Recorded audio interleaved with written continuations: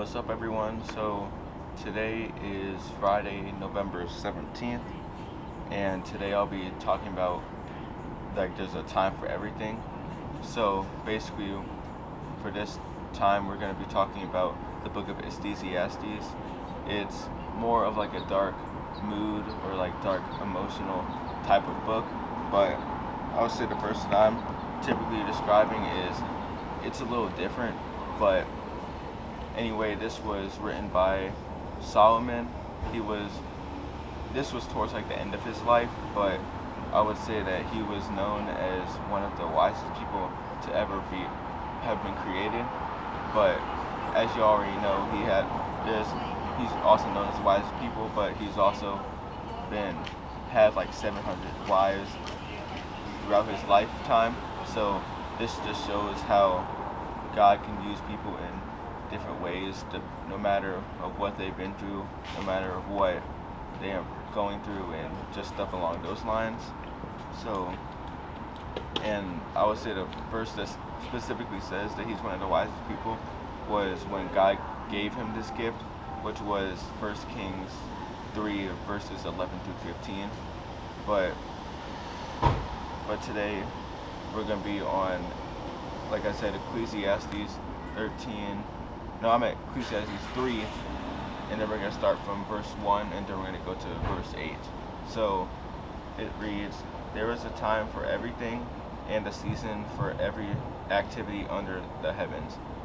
A time to be born, a time to die, a time to plant, a time to uproot, a time to kill, a time to heal, a time to tear down, a time to build, a time to weep, and a time to laugh, a time to mourn, and a time to dance, a time to scatter stones, and a time to gather them, a time to embrace a time, a time to embrace, and a time to refrain from embracing, a time to speed, no, a time to search, and a time to give up, a time to keep, a time to throw away, a time to tear, a time to mend, a time to be silent, a time to speak, and a time to love, a time to hate, a time to war, a time for war, and a time for peace." So that was a lot, but it's basically saying like there's different times for different things throughout our lives. So I would say the first question is that I have for you is, what season do you feel like you are in? What season do you feel like God is pushing you in? What are you going through right now that God is trying to let you know? So I would say, for me, I would say a few days ago, I had the urge to like give like a verse because I wanted to do videos like this, but I didn't necessarily know what verse I was trying to do. So then I talked to one of my friends, my Christian friends, and he was explaining to me how I need to just look for God for answers and not try to figure this out myself, because I shouldn't try to force something that I don't have, because God will give it to me if it's the right time to do it. So, like, I took his advice and I decided to wait it out, to talk to God, to pray. And I would say today, I was just in my room, and then it just came to me. So I would just give that example, just to let people know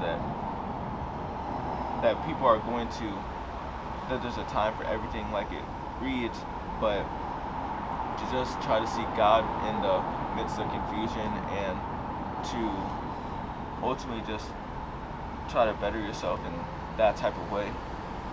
But, and also I'd like to give this example of the book of Job, because we all know that Job went through a lot of things during the reading of Job, but one of the things about him is that he never questioned God. Like, he was going through all these things, he was losing his family, losing his resources, losing everything, and in the midst of all that, he still talked to God, he still seeked God, and because of that, God rewarded him in the end. But this just comes to show that we are to just seek God in the midst of confusion, seek him in times of trouble, and just go to him for everything. I just hope you guys are having a great day today, whenever you're reading this, and I hope this is beneficial to you guys. So I will see you guys later.